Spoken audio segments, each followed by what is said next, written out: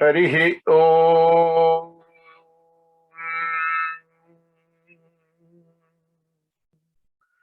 Shri Gurubhyo Namaha. Harihi Om.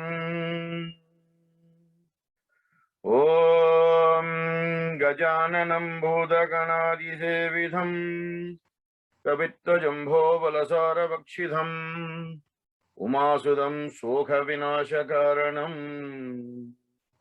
Namami Vigneshwara Padapangajam. Om Gajananam Mahakayam Vignarajam Vinayagam Vishvesham Vishvashaksham Ganeshayam Namo Namaha. Om Shrim Hrim Klim Glom Gam Ganganapadaye Varavarada Ganeshwaraya Brahmaswarupaya Charave Sarvasiddhi Pradeshaya Vigneshaya Namo Namaha. Om Sahanau Bhavatu Sahanau Bhunaktu Sahavidyam Garavavahai Tejasvinavaditamastu ma Vitvishavahai. Om Shanti Shanti Shanti. Om Gurur Brahma Gurur Vishnu Gurudevo Maheshwaraha Guru Sakshat Parabrahma Tasmai Shri Gurave Namaha. Gurave Sarva Lokanam Visaje Vaparoginaha Nidaye Sarva Vidyanam Sri Dakshinamurthaye Namaha. Om Harihi Om Tat Sat Sri Ishwararpanamasthu. Sai Ram, and welcome to the wisdom of the Upanishads. How time flies, we're already in week 5. Many would have thought 15 weeks, what a long time. Oh, how much time do we have to spend and commit? Look, is the 5th week today. Gone. 1/3 of the journey has been made. But the important question is, how far have you progressed in your journey? Right? Because I will go week 6, week 7, week 8. And in 14 weeks, you would have had 14 weeks of entry into the Upanishad, just receiving the essence or the extract, the finest juice that can give you the highest wisdom. How much have you drunk? How much have you drunk of it? And how far have you gone? 2 things, right? Always be aware of that. So week 5, in the first week, I took you through the introduction, told you where the Upanishads sit in the hierarchy of the Vedas, the 4 Vedas, the Upanishads, the breakdown. And then week 2, we looked at Brihadaranyaka Upanishad. Right. Week 3, we looked at Chandogya Upanishad. Last week, we looked at the wonderful Taittiriya Upanishad. Today, we are going to Aitareya Upanishad. Aitareya Upanishad. Aitareya Upanishad. Okay.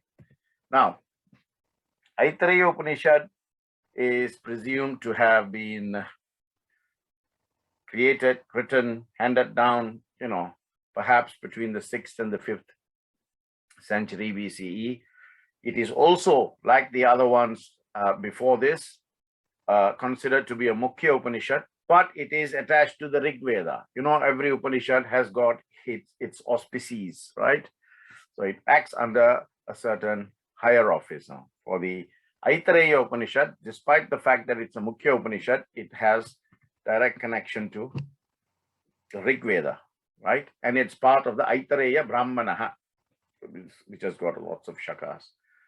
This one is quite brief. This Aitareya Upanishad is quite brief, right? It's only got 33 verses in total, right? And of course, its philosophy is entrenched in the concept of Atman and Brahman, right?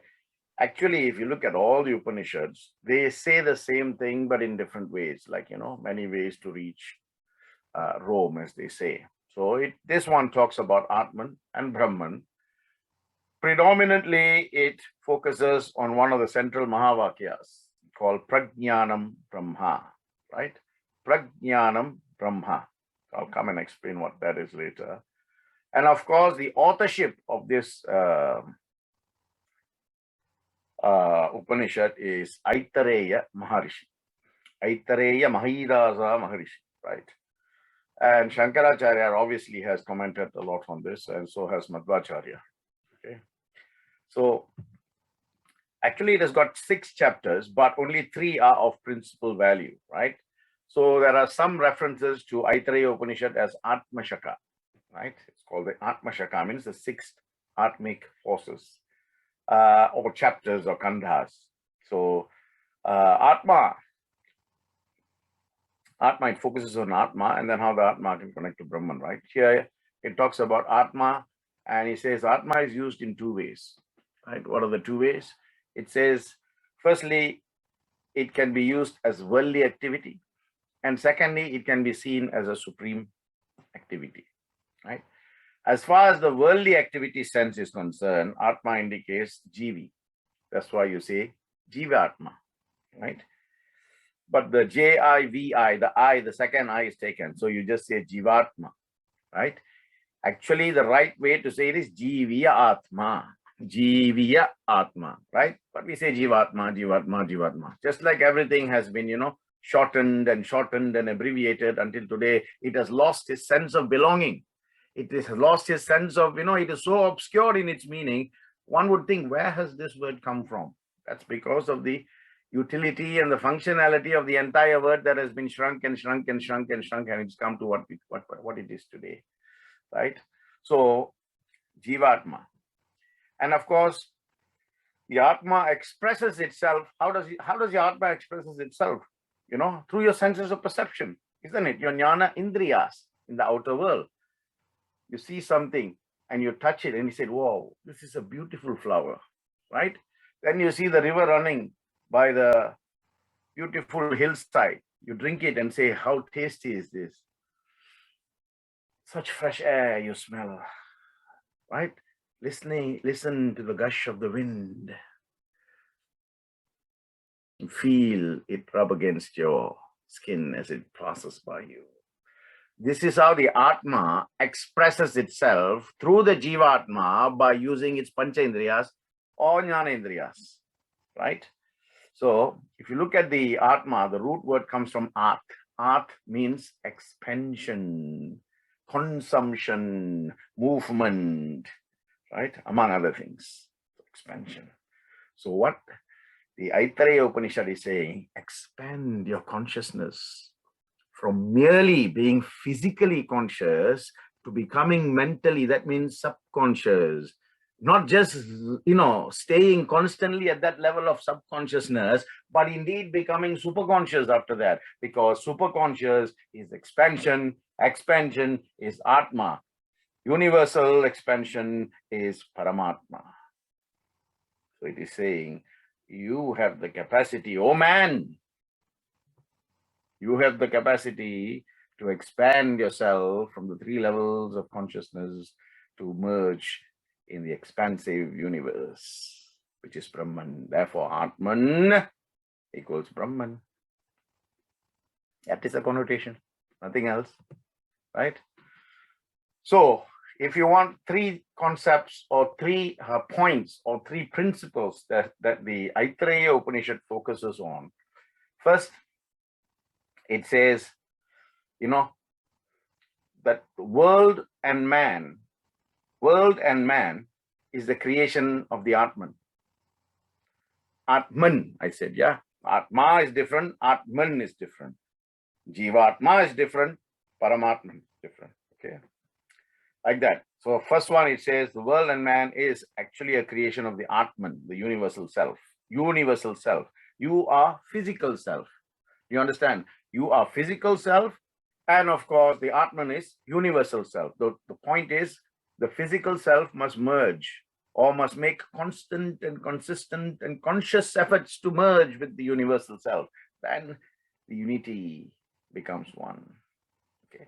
The second thing it proposes is man going through the process of,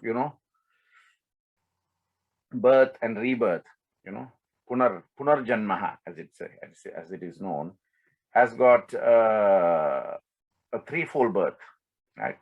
Which I'll explain. Birth in the form of a father, birth in the form of a mother, and the very concept of rebirth. Yeah, it has 3-fold birth. And finally, that the consciousness is the essence of the Atman. And you cannot go, firstly, to the supreme consciousness, right? The spiritual consciousness or the universal consciousness, if you do not tap into your subconscious. If you don't tap into your subconscious, you won't go there. But from your physical, normal, ordinary conscious self, if you don't tap into your subconscious, that is why mind is very important, right? That is why mind is very important. And that's why I said to you last week in the Aitareya Upanishad, how the, Ananda, Ananda Valley tells you, right, how to get there by using the Panchakoshas. And by using the Panchakoshas means it is by practically employing each of the sheets. Okay. I saw an email somebody sent to me saying, can we meditate on this? You can meditate until 1,000 suns come and go. Suns, as in Surya. But you will not progress an inch. Panchakosha is not about meditation, my dear friends. Okay. Panchakosha is about practicalization. So you start with Annamaya Kosha. Then you go into Pranamaya Kosha. Then you go into Manonmaya Kosha. Then you go into Vijnanamaya Kosha. Then you reach Anandamaya Kosha. It doesn't matter how near Anandamaya Kosha is. It does not matter. You cannot touch it. One, by meditating. Two, if you don't control your Annam. If you don't control your Pranam. If you don't control your Manas. And if you don't latch onto Vijnana. Forget it. You can meditate 27 hours a day if you want. I can give it to you in writing. You won't get anywhere. Unless you give up everything else. And the only thing you do for 24 hours a day is Dhyana Yoga. Give up the world. Go to some Aranya. Right? Go to Rishikesh somewhere. Go to an ashram. Give everything up. Just do meditation 24 hours a day, then maybe, because when you go and live that sort of life, automatically your anna is controlled because you're not eating all kinds of food. What they give you in the ashram is already sattvic. So annamaya is controlled, correct? And every day you have to do yoga, breathing, all of that. So pranamaya is controlled, right? When you detach from everything, also manas is controlled. Then surely you can tap into the immutable reality, which is vijnana. Then why can't you reach Ananda in that state? But no, you want to live in this world. You want to enjoy all the comforts. You want to exercise your right to enjoy all the sense-based desires. And yet you say, can I meditate and reach? Simple answer. And oh, no. Okay. So this is the Upanishads. That's why this series is called the Wisdom of the Upanishads. It's giving you the wisdom. If you want to keep questioning and questioning, can I do it this way? Can I do it that way? Can I do it the other way? Then you create one Upanishad of your own and tell mankind, actually, forget about the 13 principal Upanishads. This is the new way. Very clearly, it is mentioned what is the way, right? Control your food. There is no doubt about it.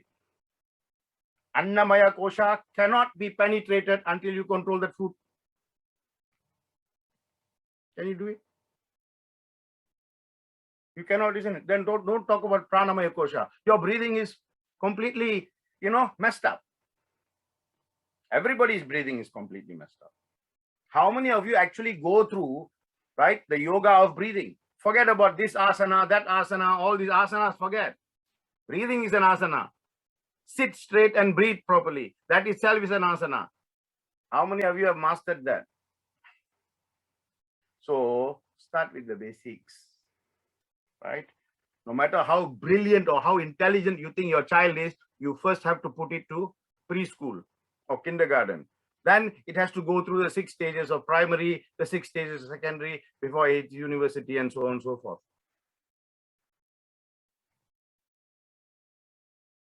So Aitareya has got 3 chapters.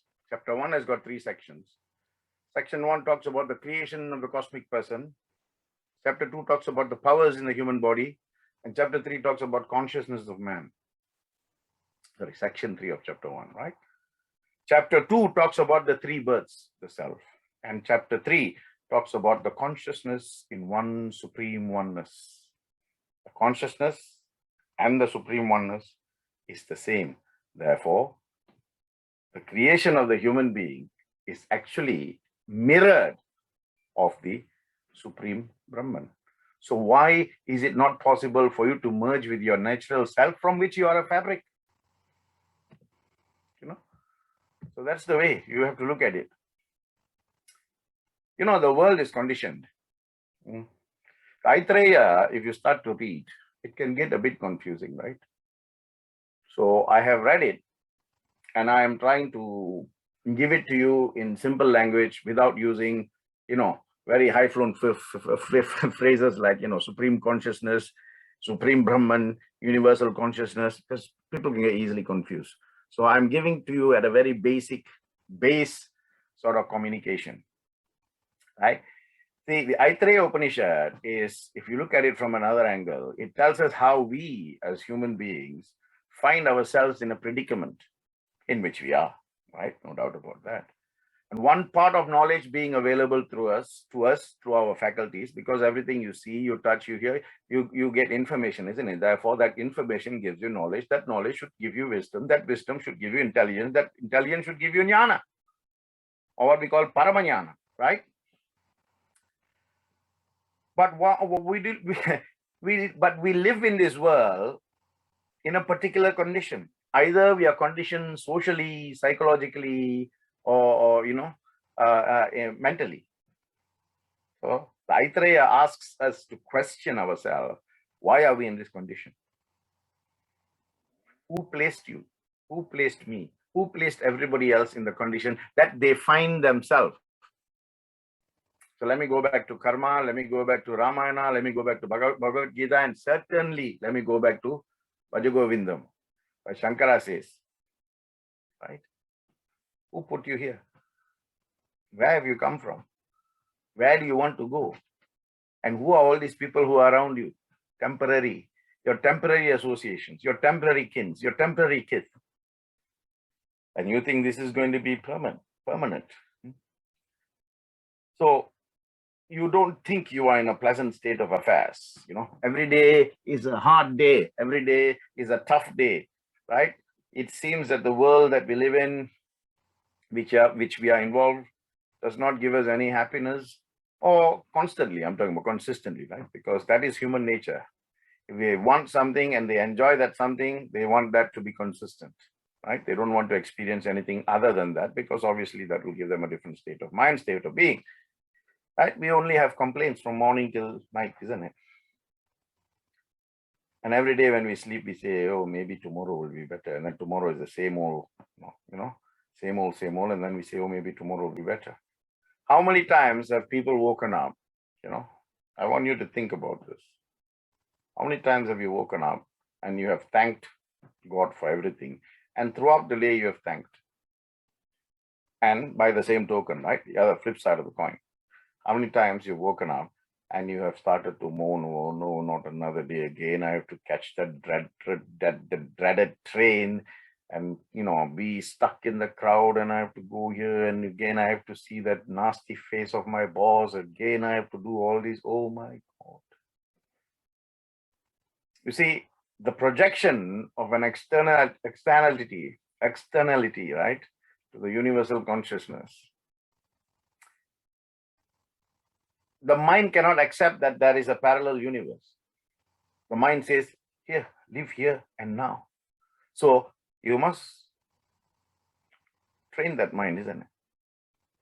That is why last week, the Taittiriya told you how to train that mind.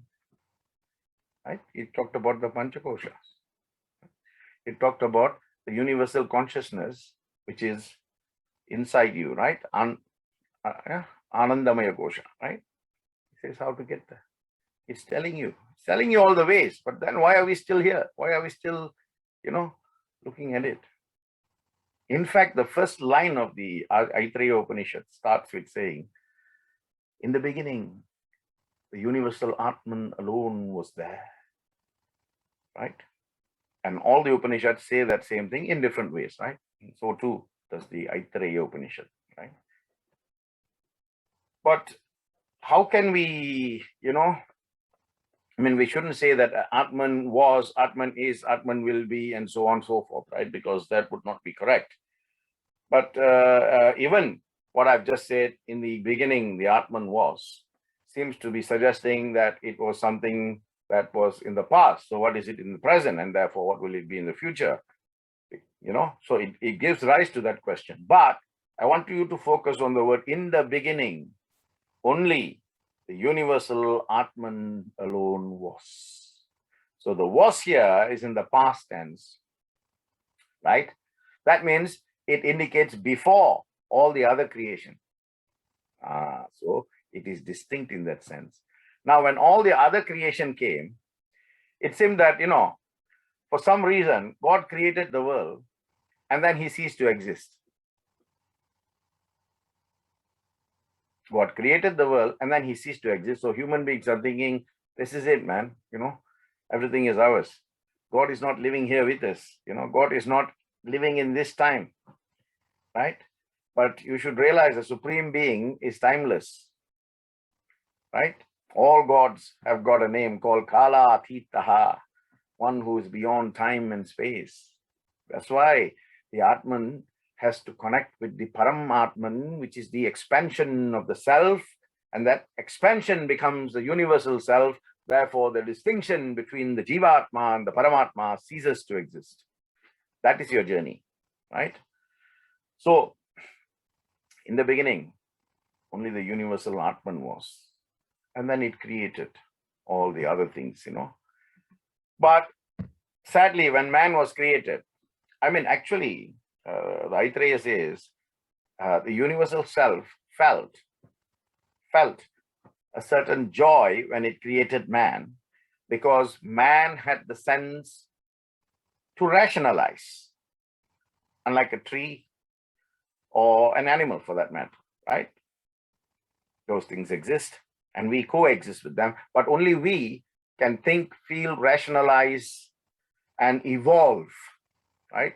But sadly, the evolution is not as planned, right? Sadly, the evolution is not as planned because so many things have come, isn't it? Sometimes you have to lift, if now there's nothing in my way, I can see in front, I can see everywhere. But if there's something here like this blocking me, I can only see what is on the paper. I cannot see anything else except this paper. So this paper in life is called Maya or illusion. You see, when you were created, when you were born, you had a complete vision of, innocence. As you grow and you are introduced to these, that, everything, and all the other things, slowly the Maya sets in. Depending on how much you control or how much you don't control your desire. And at some point, it totally blocks your vision, right? And then you do spiritual activities, you do sadhana, you do tapasya, slowly it begins to lift. As it begins to lift, you fall back into the trap of Maya and desire, senses. Again, you meditate, you do this, everything else, again it lives. So you live your life, right, by closing and opening, closing and opening, closing and opening. When you have the capacity to just go higher. And that was the whole basis of Bhajagovindam. Control your thoughts, you will control your desire. Control your desire, you will control your actions. Control your actions, you prevent consequences. There you go. What are you chasing? What is everybody chasing? Every day you get up, you chase your job. In your job, you chase your promotion. You chase your promotion because you're chasing a higher salary, right? Or if you're young, you're chasing after girls or you're chasing after boys because you want to marry the most handsome man in the world, or you likewise want to marry the most beautiful person in the world, right? Of the opposite sex. So you're always chasing something. God created this world for you to enjoy and evolve, not to chase. But sadly, right? And now we refer to our life as a rat race. Rats only chase one thing, survival. So they eat everything they can find. And because man has it has it in for it, right? So it hides from man. That's why Ganapati uses Mushika as his vehicle. He wants to say, you look at the rat, I look at the Atma of the rat. The Atma is the same as my Atma. That Jivatma can merge with this Paramatma, right? That is the purpose of using Vahanas in the religion. You take any god, they have a Vahana, isn't it? But you look at the animal. The animal there is supposed to be your animalistic tendencies. Control that and remove this Maya. Then I will use you as my vehicle. Because there is no difference between you and me, because you as a Jivatma, by controlling your sense and by evolving, you have merged with me. So it starts. Atma va idam eka evagra asit nanyat kinchana misat. That's what it starts with, Aitareya Upanishad. Atma va idam eka evagraha asit nanyat kinchana misat.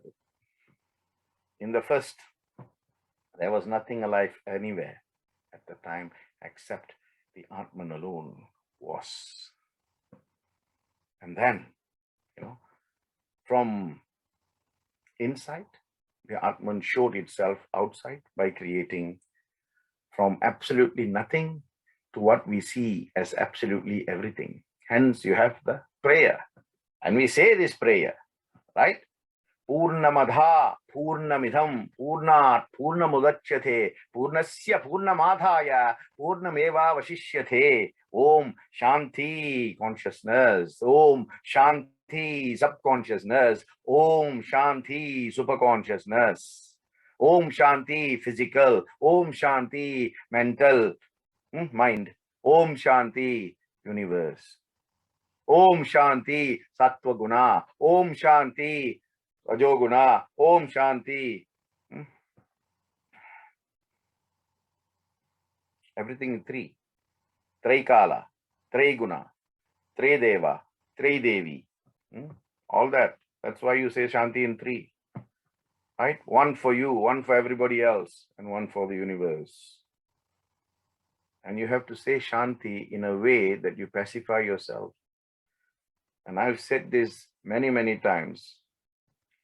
Right? Try to educate many Sai centers to not rush Shanti, because the very word Shanti means peace. So why do you rush it? After a beautiful 1 hour bhajans or 1 hour prayers or 1 hour kirtans, the Shanti is the quickest way to exit the puja and go from bhajana to bhojana. Mind is already thinking, 1 hour we've had this, now time for food, right? And sometimes you might wonder what pickle they will serve with this. Right? So, why are you in this situation? Understand one thing. I'm telling you about what the Aitareya Upanishad says today in 2021. But this is already coded, codified, decoded 6th to 5th century BCE. That is the greatness. Right? And it's not possible for anyone to understand how come? Well, if your creator has created you, do you not think he can foresee what is going to happen now or in the future sometime? Right? He creates you and he says there are two ways, inward and outward. Right? Prakriti, Vikriti. What is your choice? He gives you the intelligence. Right? He gives you the intelligence and he says, here, I have now created you and I have created everything that you should enjoy, but float above that level of senses. Because as long as you're under that, you will not be seeing me as the expansive self. You will be completely subdued by all this, the universe itself. But the moment you penetrate the universe and come to the universal self, then yourself and myself become that universal self. How beautifully said. We get caught, isn't it? Small house to big house to bigger house to even bigger house. 1 car to 2 car, 2 car to 3 car. One bank account for one thing, another bank account for another thing. So at this stage, I want you to stop and I want you to think, how much more of everything that you have do you need in order to stop and say, maybe my journey now has to focus on God, or me becoming one with that God? How long more? You think you're young, you're only 50s, right? Maybe this is a job for when I become 70. Maybe. But are you physically fit when you're 70? Being spiritual is not for the elderly or the old age pensioners. Being spiritual is for everyone alive. So you don't decide that I should only go to these temples or these yatras or these pilgrimages, near retirement or when you're retired, because you'll have nothing to do.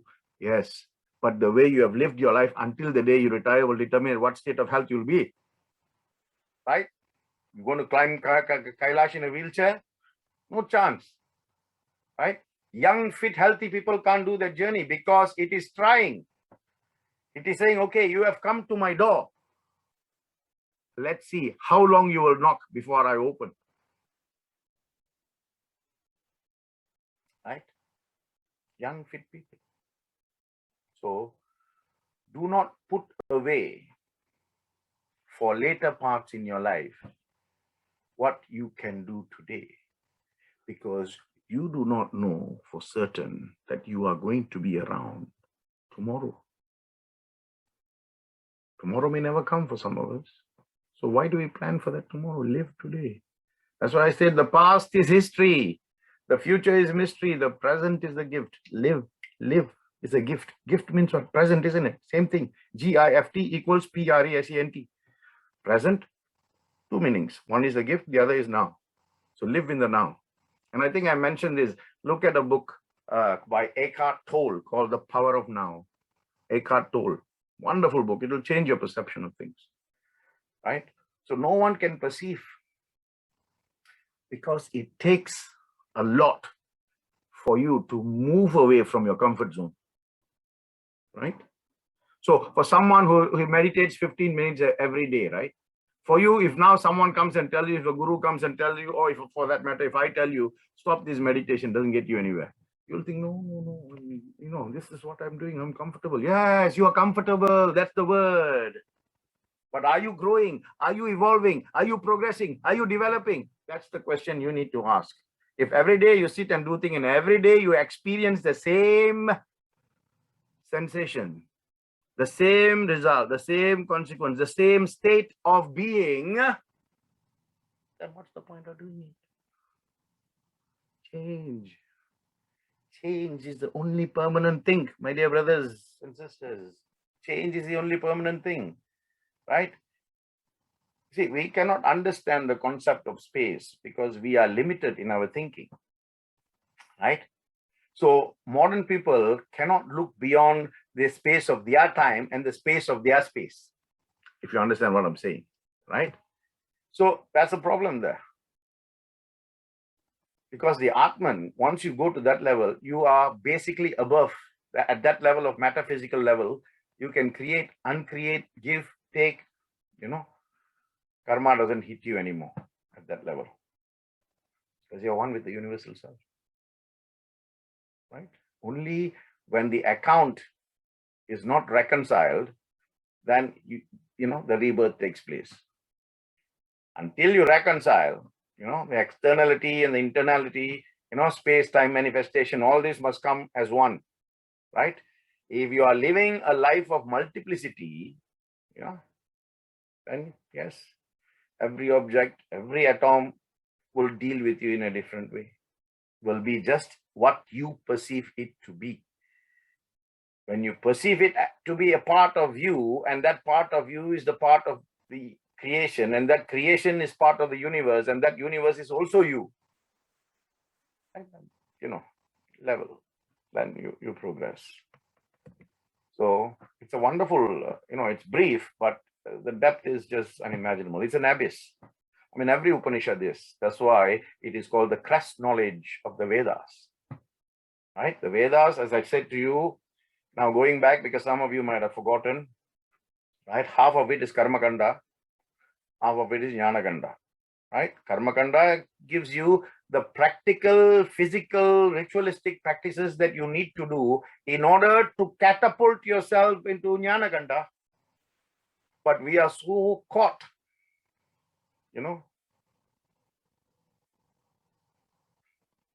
many years ago, right? Until about 3 years ago, 2018 was the last. I used to do these Navaratri pujas every day, for 4 hours, and every day I used to go to people's house and do it. A huge crowd. I'll do a havan, and I'll explain to them, today is the first day, today is the second day, today is the third day, this is what it means, this is what it means, this is what it means. And I used to get so much of joy out of it. One, because for 4 hours or 3 hours, you are, completely and intensely engaged in the ritualistic part of engaging Devi, right? And it's so powerful because you create that much of vibrations, right? And if one mind, by chanting, can create that vibration, can you imagine 100 people, focused in one room or one area? That's why the temples are powerful. But it's become less powerful because everybody goes with one state of mind, not the same state of mind. Therefore, there's a clash of energies in the temple. Again, that's one of the reasons why I've stopped going to temple. And as I said, many years, every Navaratri, I used to go and do this. But the last 3 years, I've stopped, because I'm thinking, how long am I going to be engaged in this ritual? I've, told enough, given enough information to all these people. Now they can do it themselves. And to a certain stage or for a certain period of time, after which they need to also move, right? So everybody's journey is different. Sometimes we can be on the same train, but everybody gets off at a different station. Only one person goes with the train all the time, and that is the driver, because that is his karma karya, that is his job. But everybody else, 1 station away, 2 station away, 3 station, last station, penultimate station, that is our life. So either we are going outwardly in search of something that is lying in the very depths of ourselves, right? Or we are going inwardly. That means we are shutting down all the external objects.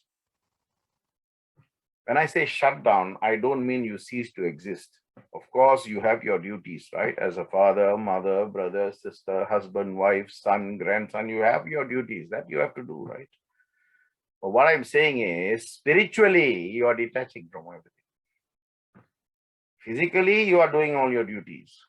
Karma karyas you have to do. So the Aitareya Upanishad takes us to the level of the human being as evolved from the lower species and takes us to the level of the higher species. But in that journey, if we are caught in the sorrows of this life, then it's difficult. Sorrows. Samsara, one of Swami's name, Om Sri Sathya Sai Bhavaya Namaha, like that. I think it is number 91, if I'm not mistaken. If I'm not mistaken.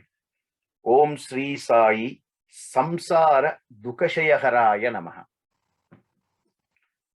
That means he's saying, if you surrender to me, right, I will take care of you. Surrender means what? Not physical surrender. I'm not going and just prostrating, right?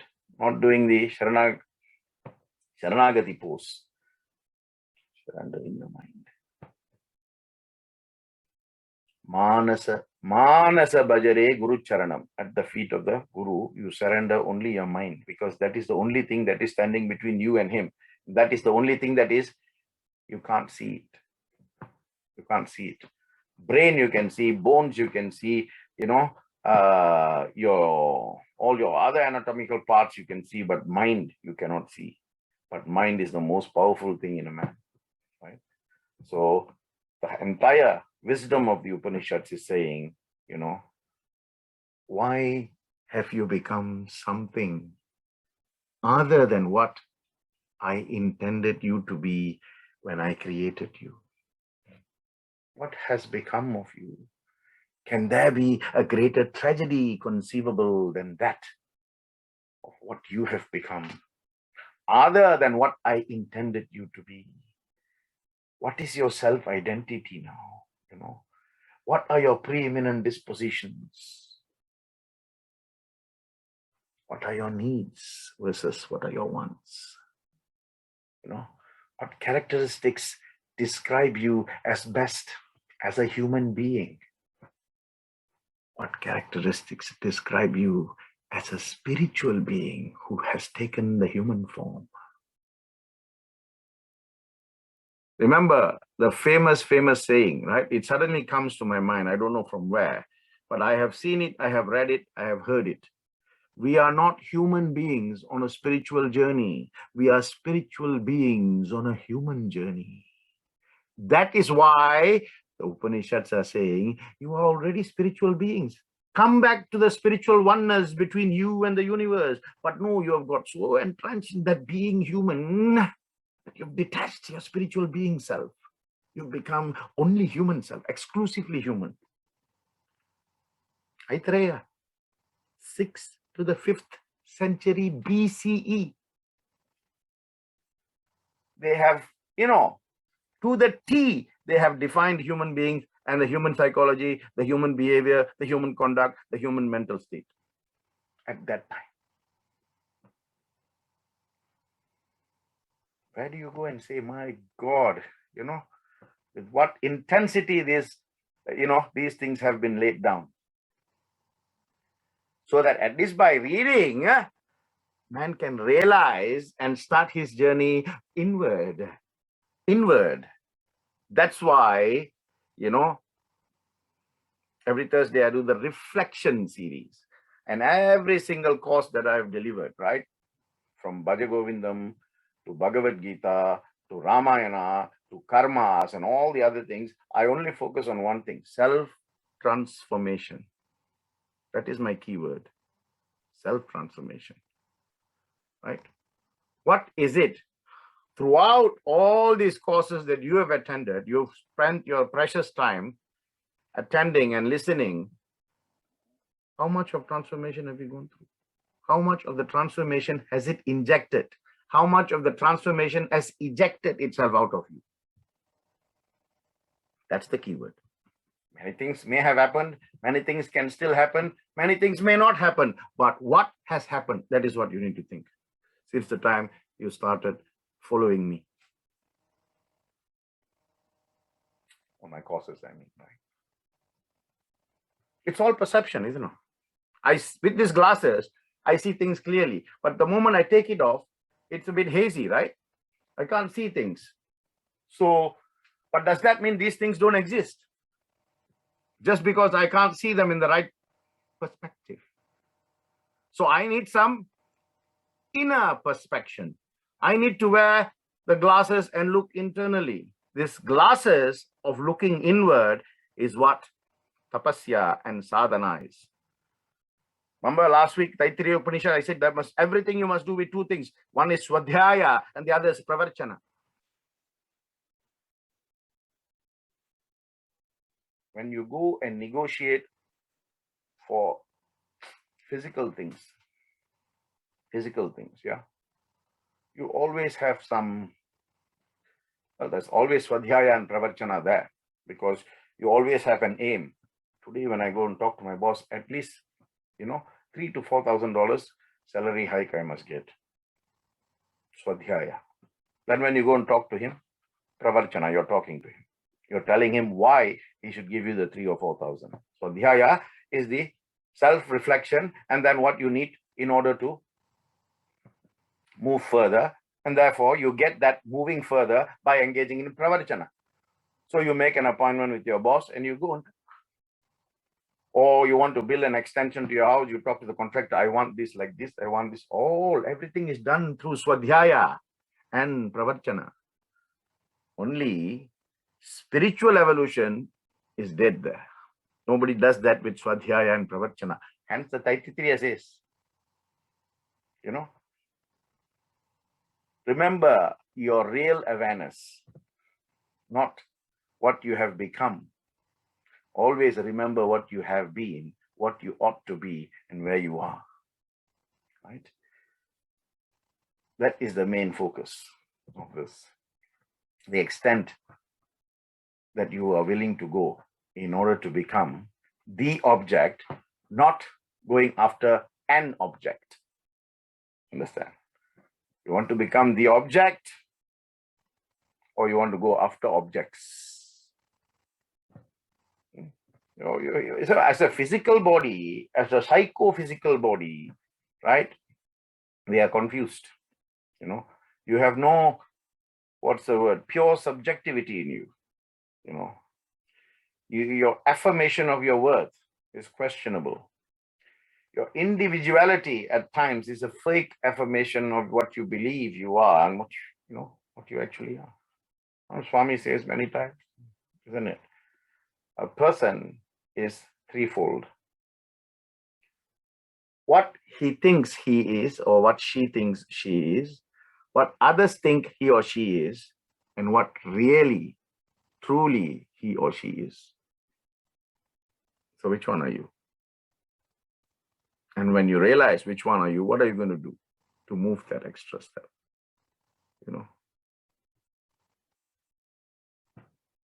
If we are in the desert and we see a little, little oasis, right? A tree and a little pool of water. Even though we are so tired, we are on the verge of death. This is the last breath. We will summon all the courage and strength in us, and even if you have to crawl your way, you will crawl there and drink that water because you want to survive so much. So you will do that last thing. You will not give up. How much are you doing to evolve afterlife? And some of you may think, isn't it? Why are we talking about afterlife? In this life itself, we cannot enjoy and live properly. Why we something that is so objective we cannot live and enjoy properly? Why are we talking about subjective oneness? After we die, we don't know what's going to happen, right? So why worry now? Yeah, why worry? That's why I said the moment we start to live in this world, we think, the world has been created. Man thinks whatever there is, he has created himself. If that is the case, why does he talk between the natural and the unnatural? The natural is what always has existed. The non-natural, the unnatural thing is what man has created. So how can he claim credit for everything? He didn't create the trees. You can plant a tree now, right? But you are not the first person to plant a tree. The trees were there already. The dinosaurs were there already. Life existed in many, many folds before man was created. Right? There was what was it? I think it was Panorama or something, where they were saying if all the insects died, right, in 50 years, all forms of life will vanish from Earth. Ecology dictates that. If all forms of insects died, in 50 years, man will vanish with everything else. But if man vanishes, everything that has been lost in the original natural cycle of the, ecology will be reinstated. So you know how much of destruction, despondency we have brought upon nature by claiming to do these and do that and do this in the name of, capitalistic venture, in the name of growth, in the name of development, in the name of progress. We have only degressed. In the name of evolution, we have only experienced devolution. I'm talking about as a human being, right? You go back 100 years ago, there was nothing like hunger, famine, people dying of thirst, or people suffering, natural calamities. Today, in 2021. We suffer all of that. How come? How many international conferences and conventions have there been to, I don't know, eradicate world hunger, for example, right?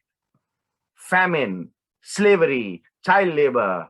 How many billions and billions are going? Why does it still exist?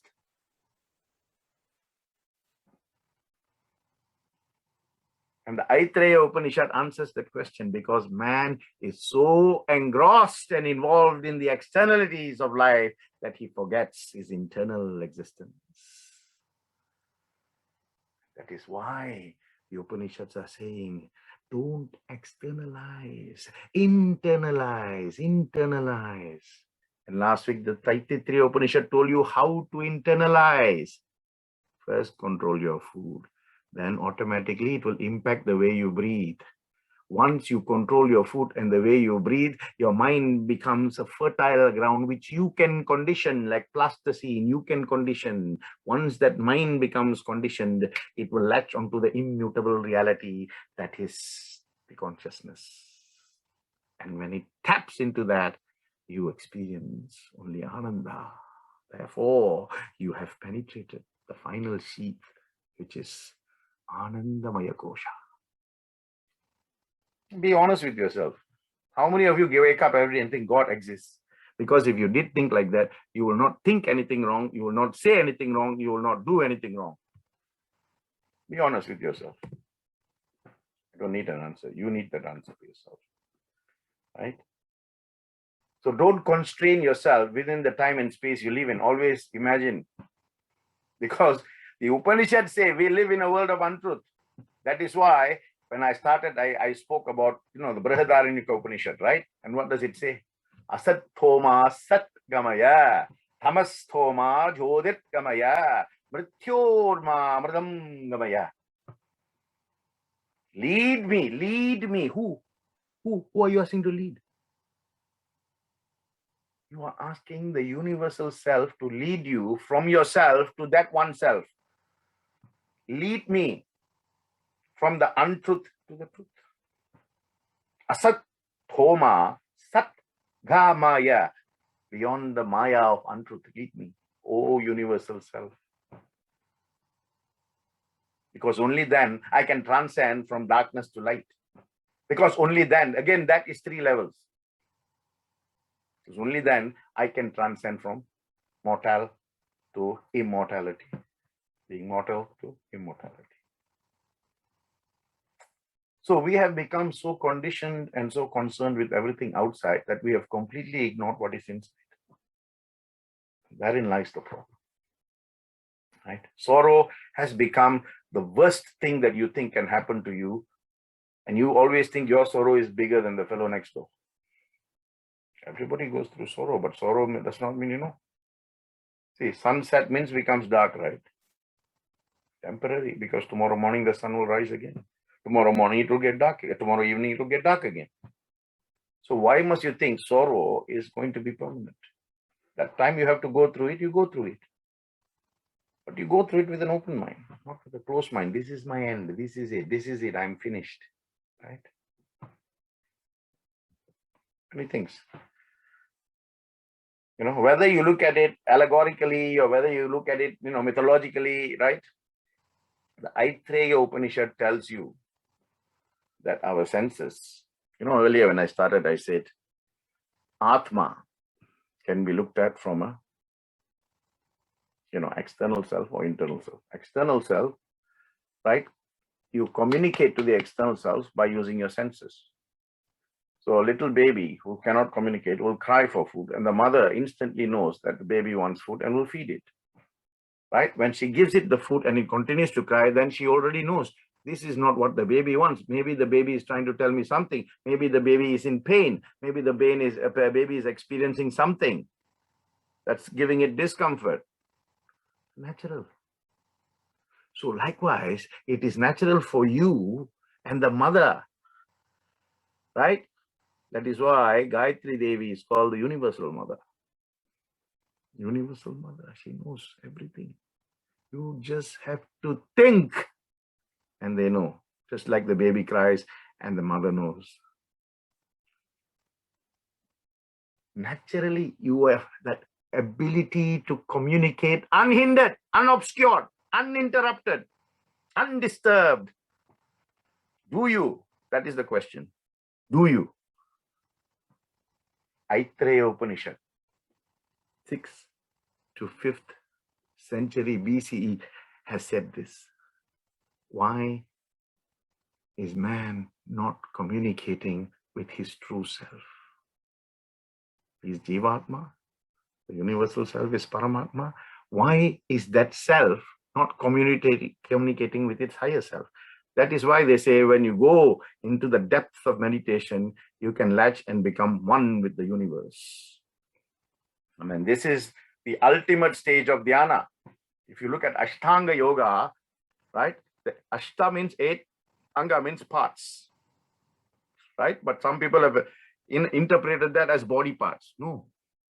Ashta is 8, Anga is parts, right? 8 parts, yoga, Ashtanga Yoga, where mind, union between the mind, body, and soul. Yama, Niyama, Asana, Pranayama, Pratyahara, Dharana, Dhyana, and then only Samadhi. That is it. Sama, Adi. Sama means being one state of balance. Adi means to your original, genuine self. That is your universal self.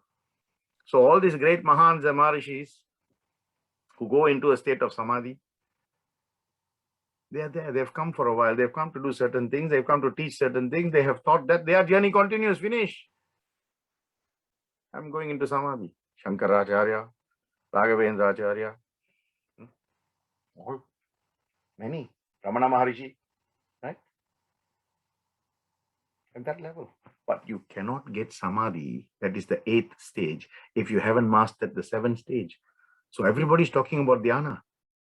Dhyana, I'm doing dhyana, I'm doing dhyana.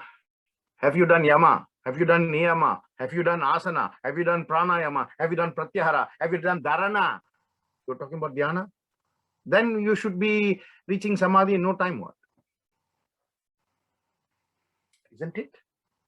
Isn't it so? But brother, I've been doing dhyana for 20 years. Clearly, you're not doing it right. 20 years, you're still here. Right? No, just think about it, right? See, I'm just trying to inject in you, right? The ability to reverse your thinking and say, okay, where did I finally go off at a tangent? That's what I'm trying to do. I'm trying to do that because that's what the Aitareya Upanishad says. So if I'm teaching the Aitareya Upanishad, if I'm preaching the Aitareya Upanishad, then I should tell you what the Aitareya Upanishad wants you to do. That is exactly what it wants you to do, right? Self-transformation. There we are. Everybody gets food. Food through the eyes, food through the ears, food through the nose, food through the mouth, food through the touch. How we use that food, completely different, isn't it? Right? As a child, until it grows to a stage of, its own thinking, its own sustenance, it depends on the mother. After that, it depends on itself. Even if the mother feeds, it has the ability to refuse or reject. Whereas as a child, it didn't have that. So you have been born with that gift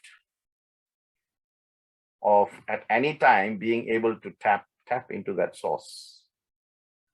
But if you haven't, then you need to ask yourself, why have I not there? Why is this Atmanasha, self-loss taking place?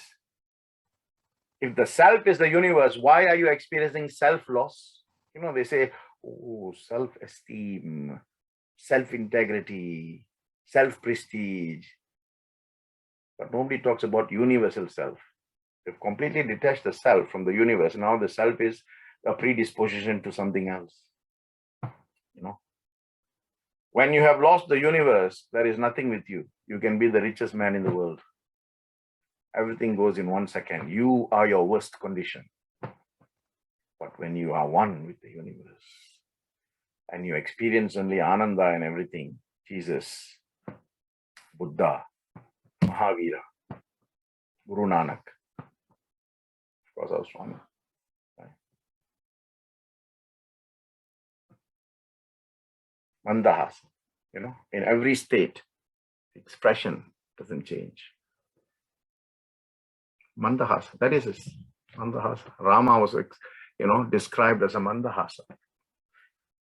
In all the Kandas, if you remember when I did Ramayana, his expression was the same, except, the part when Sita was captured, and then initially he broke down, but after that he sort of composed himself. But everybody thinks Rama is God, but how can he cry? No. Rama was born as a human being.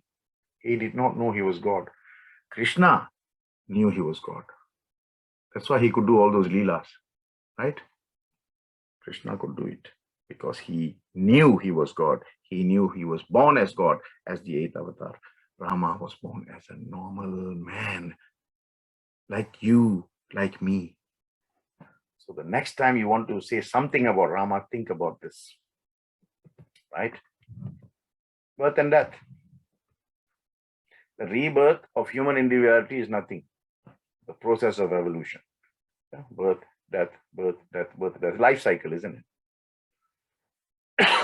You see, if let's say you die and you become a plant, somebody has to feed you, nurture you, nourish you, right? Unless you become a little, oak seed and then you become a big oak tree, that's a different thing, right? But if you become a plant, then obviously the plant has to die before it can become something else. And if it becomes an animal, then the animal has to die before it becomes something else. So like that, you see, the condition is continuous. And you being born as the human birth is the highest form of birth. After that, there should be no rebirth, because you're born with that intelligence and the ability to cut the cords of punarjanmaha, But still, it's happening. Why? That's because, we go into the depths. Shankara says, Muda jahihi danagama trishnam gurusat buddhim manasavi trishnam yallabashe nija karmopatam vittam tena vinodaya chittam. Your thoughts must start to latch to that one supreme self. Move away from all these sense-based pleasures, desires which are anitya. Is what you should be going after, not nitya, which is impermanent. Impermanence is what we go after, which is why we are all in this problem, The shedding of birth and rebirth should make us intelligent more and more and more. But, we are not.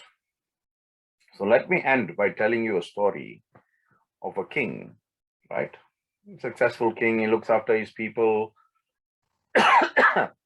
And one day he heard that, just outside the kingdom, there was a yogi who lives in the jungle, and, people go and see him, and then he gives this pravarchan, or upanyasa, right? That means speeches based on religion and spirituality. It's called upanyasa or pravarchans, right? So he was interested to go and see this yogi and see if he can get some knowledge from him. But the king had a habit. He used to disguise and go out just to see how, things are in his kingdom. So people don't recognize him, so they can be normal, and he can see what normal is outside his, outside the confines of his palace. So he went, disguising many times. And, once he decided to go and see where this yogi is. So he, of course, put off all the disguise, and then he went. After some time, he found the yogi sitting like a statue without any movement. And then he couldn't contain his curiosity, right? He got off, he was on a horse, but hiding behind some trees, he could see. He got down, he went to there, he said, yeah, sir, forgive me for intruding to your meditation, but I'm rather curious, you don't seem to be moving at all. So is everything okay? So the yogi opened his eye and said, there is no need to apologize, because I am not meditating, because I am meditation itself. So nobody can penetrate what I am already by seeing the external being that is me. See the connection between the self and the universal self. So if somebody says, you're meditating and you say, no, don't worry, I'll meditate again. Then you have to go deeper and deeper and deeper until you come to the realization that you and meditation are no different. You're at one same level of being, right? It's not going into somewhere else and becoming something. It is becoming that somewhere where you are going, right? So Yogi said, it's okay. But I can see you are curious to ask me something, right? So ask. The king said, you live in this, in this jungle with all this. I would like to serve you. Why don't you come back to my palace with me and I will take care of you. There's no need to sit under this tree and, so silently, you're sitting and people come and give you, fruits or whatever you eat and, come with me to my palace and stay. But when the king was saying it, internally he was thinking, I hope this fellow doesn't come, right? If he comes, then he's not a true yogi. I mean, look, this is what we are, right? Sometimes we say something externally, but internally we think something else. Only when the thought, words, and actions are in harmony, that means you are spiritually evolving. Let me repeat that. Only when your thoughts, your words, your actions are in harmony, that is a sign of spiritual evolution. If you're saying one thing, thinking another thing, and doing another thing, that is a sign of spiritual devolution. So you decide whether you are evolving or devolving. You decide. You have to decide. Only you can change it, right? The best spiritual speaker cannot come and change you. Only you can decide and change, and you can become that best spiritual speaker. You have that capacity. So when he was thinking like that, as he was thinking it, the yogi said, okay, I will come with you. Immediately, the perception and the conception of the king changed the yogi, what the yogi was, right? He's thinking, what have I done? This guy was silently sitting on the tree, meditating or doing whatever, and I've just managed to change him, right? The yogi was, of course, he was already aware, right?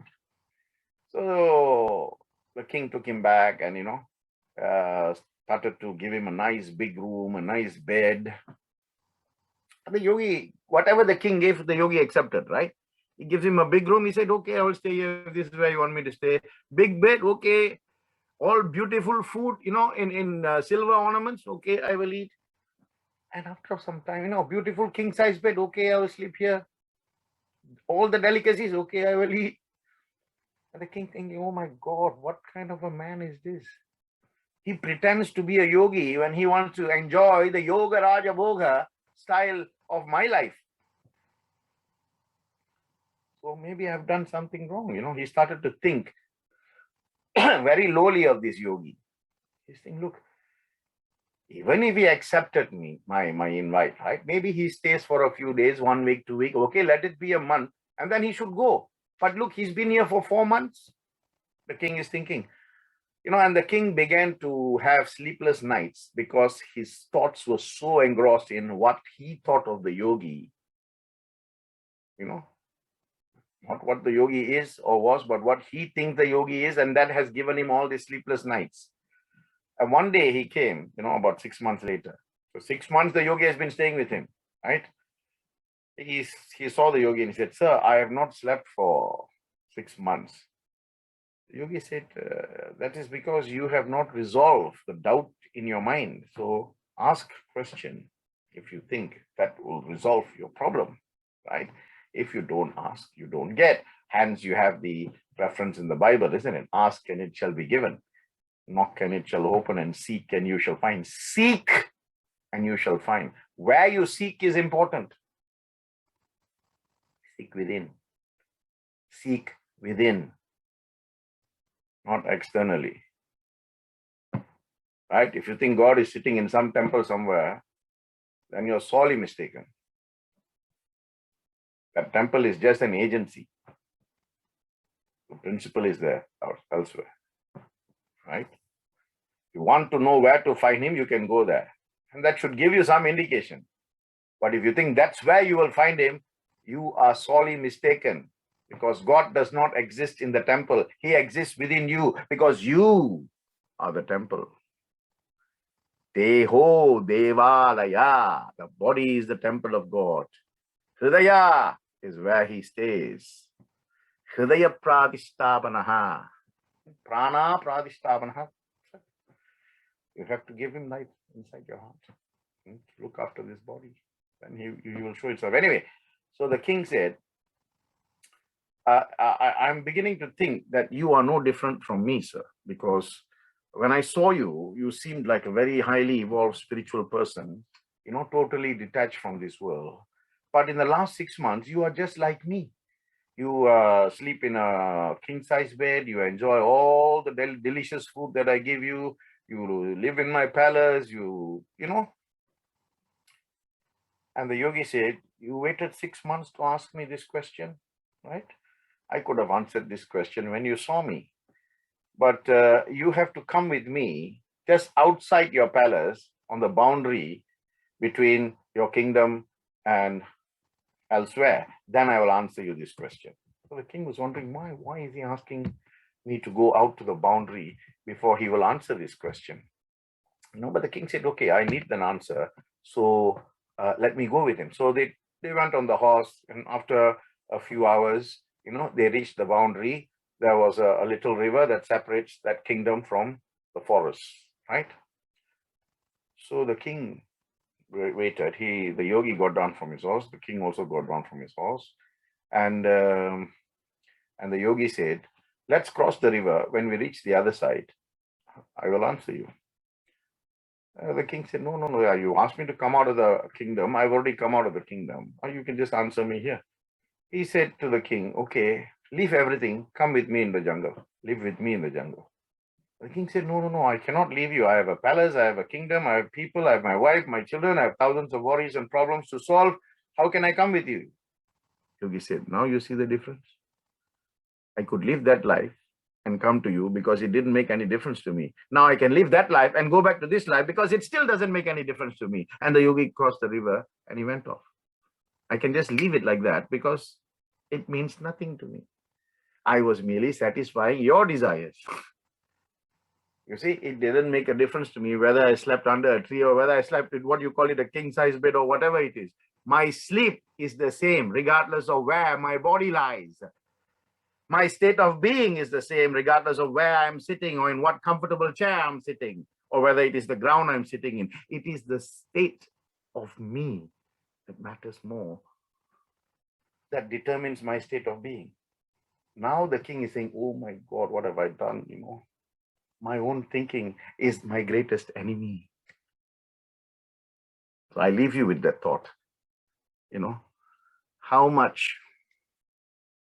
are your own thoughts standing in the way of your spiritual evolution? Anyada sharanam nastitvam eva sharanam mamaha. Tasmat karunya bhavena raksha Ishvaraha. Ahi Om Tat Sat. Sai Ram.